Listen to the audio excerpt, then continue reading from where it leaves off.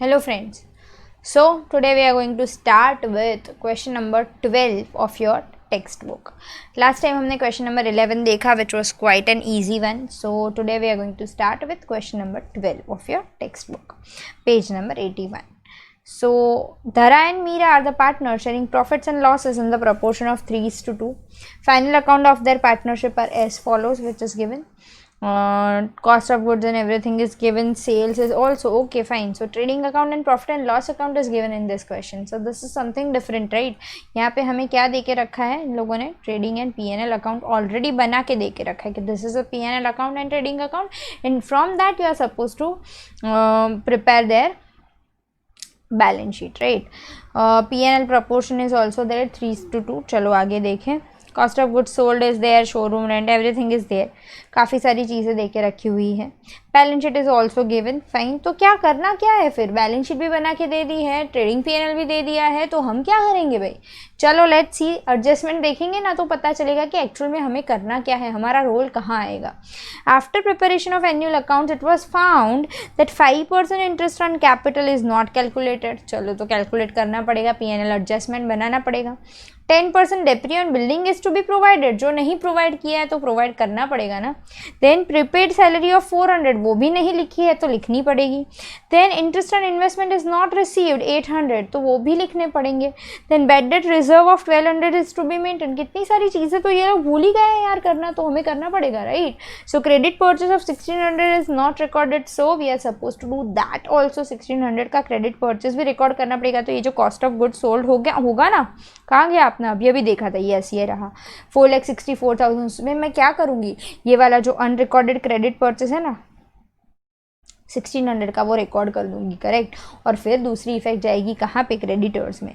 So creditors में भी 32,000 plus 1600 करूँगी, right. So is it completely all right. क्या करना है अब, यहाँ पे देखो बोला गया है prepare revise trading account, PNL appropriation account and balance sheet.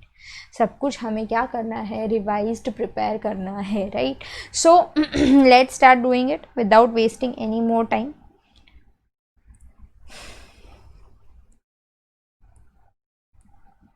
Question number 12 is there, Dhara and Meera. मैंने थोड़ा बहुत यहाँ पे आपके लिए वर्किंग करके रखा हुआ है, वर्किंग तो नहीं बट फॉर्मेट्स करके रखे हुए हैं, सो दैट आप क्लियरली फटाफट से कर सको सब कुछ जो भी दिया हुआ है.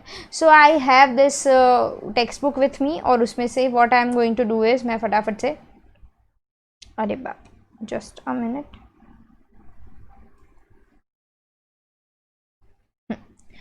फटाफट से we will be starting the sum with the adjustment as usual. So 5% interest on capital is not calculated, so we are suppose to calculate the same. As you can see 160 और कितने की कैपिटल दे के रखी है, 120 की capital दे के रखी है. So what we are going to do, पहले तो ओपनिंग कैपिटल पे ही इंटरेस्ट तो कैलकुलेट करना पड़ेगा ना, जो नहीं किया है. So 1st of April by balance brought down 1,60,000, 1,20,000, correct. और उसके ऊपर what we are suppose to do is we are suppose to calculate the interest. So calculate the same.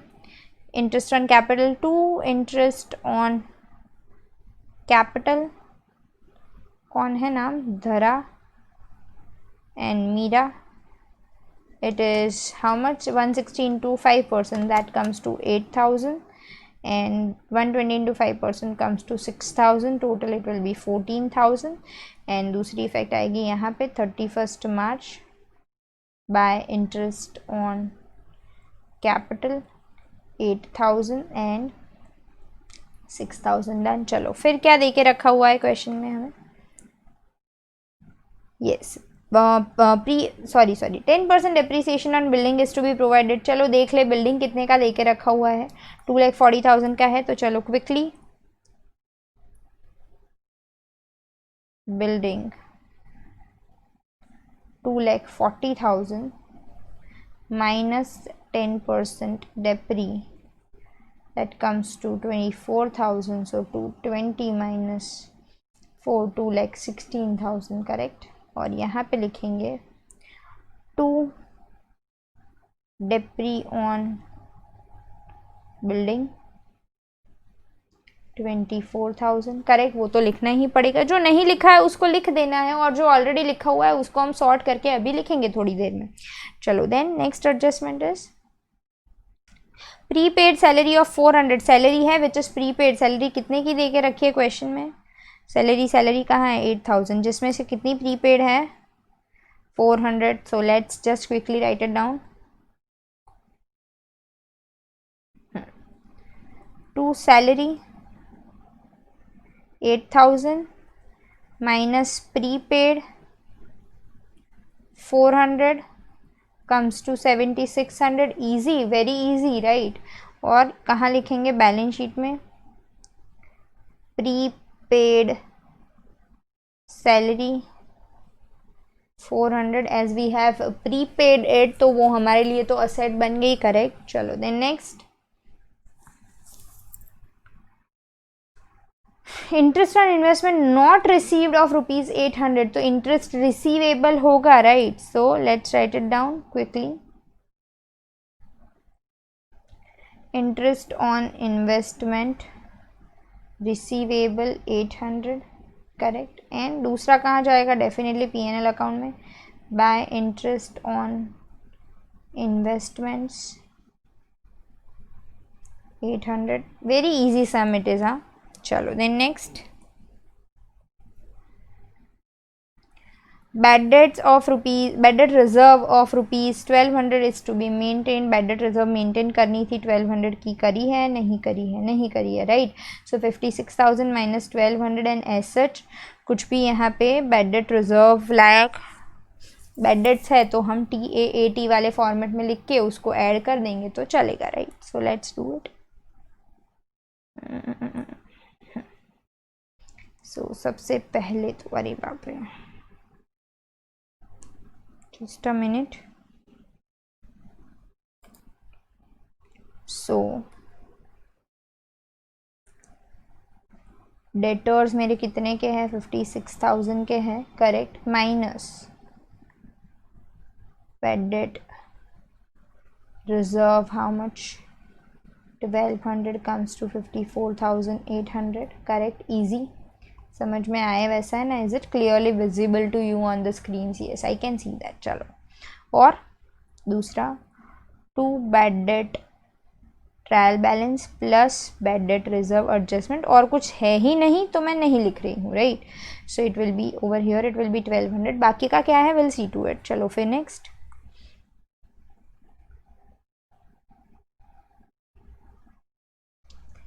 Credit purchase of 1600 is not recorded, नहीं record करी है तो record कर लो, उसमें क्या बड़ी बात है, 4,64,000 का कॉस्ट ऑफ गुड सोल्ड है, so let's just quickly record the same, to COGS 4,64,000 plus unrecorded purchase, कितने की बोली थी भाई, आई जस्ट फॉरगॉट कितने की थी, yes it is 1600, so 1600 4,64,000 1600 4,65,600, easy.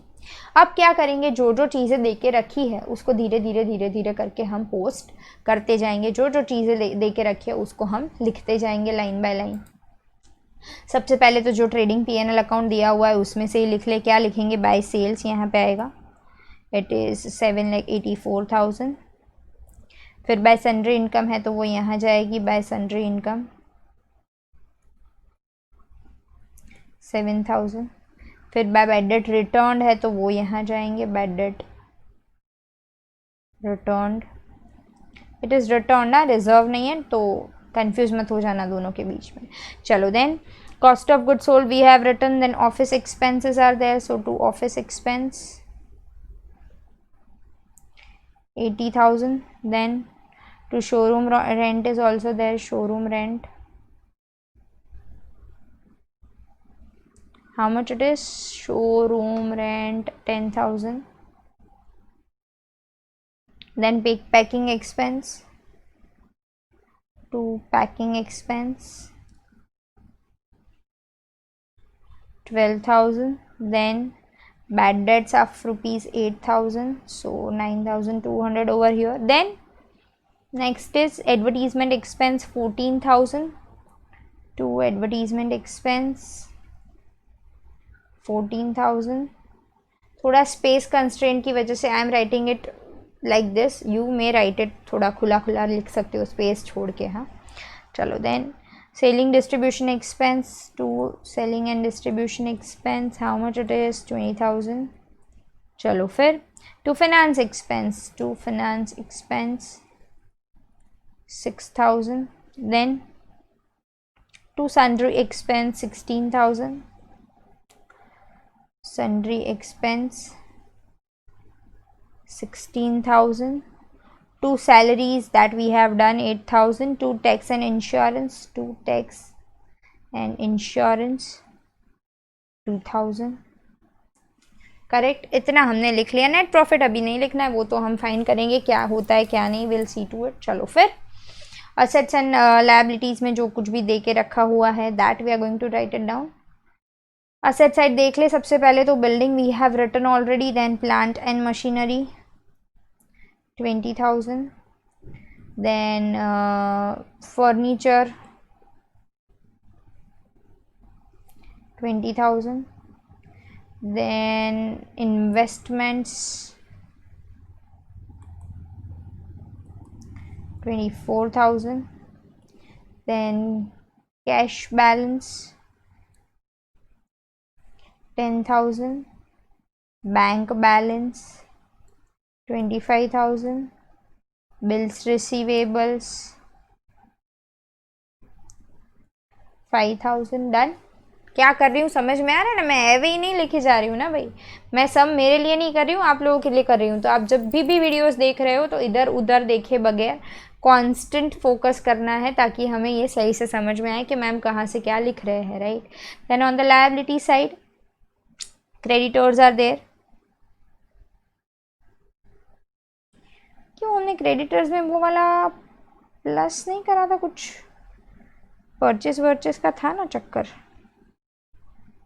कुछ भी फॉरगॉट टू रिकॉर्ड, ऐसा हो गया क्या मुझे एकदम से. ये 1600 का परचेस हमने रिकॉर्ड नहीं करा, we are suppose to record it no, but we have recorded it. So 32,000 plus unrecorded purchase 1600 comes to 33,000. How come that is possible? चलो fine, no problem. And then bills payable 8,000. that's all. हो गया. now फटाफट से plus minus कर लेंगे. let's quickly do it. 7,84,000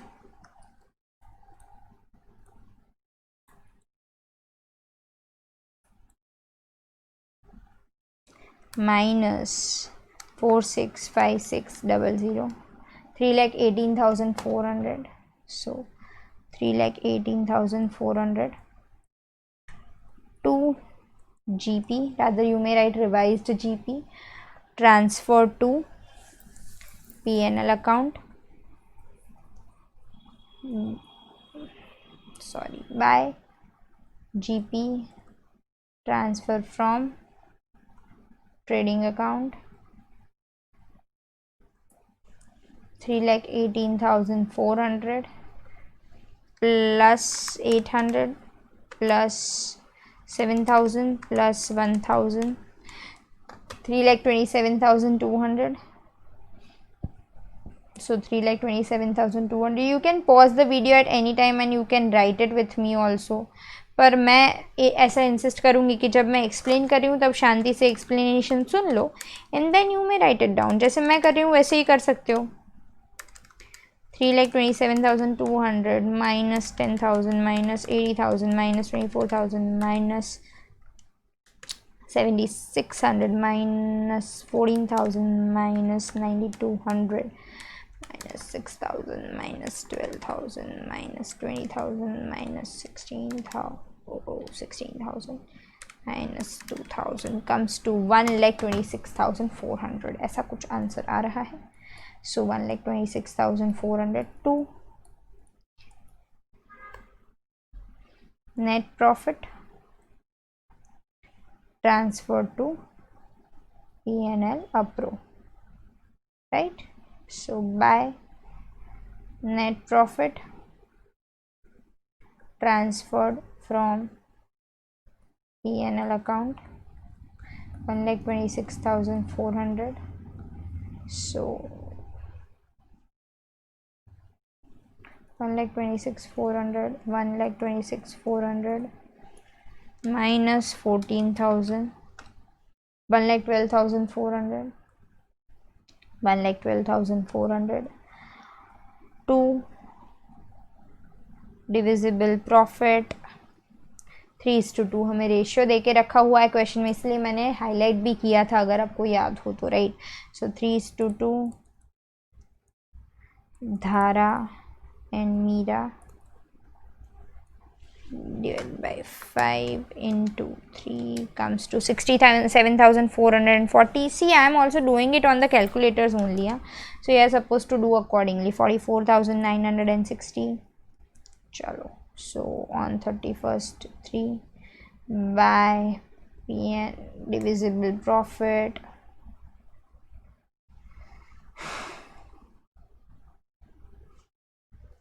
67,440, 44,960. और कुछ drawings दिखे थे हमें जो हमने नहीं लिखे हैं तो वो लिख दें एक बार. मेरे को लास्ट मोमेंट पे याद ज़रूर आ जाता है कि कुछ लिखना रह गया है.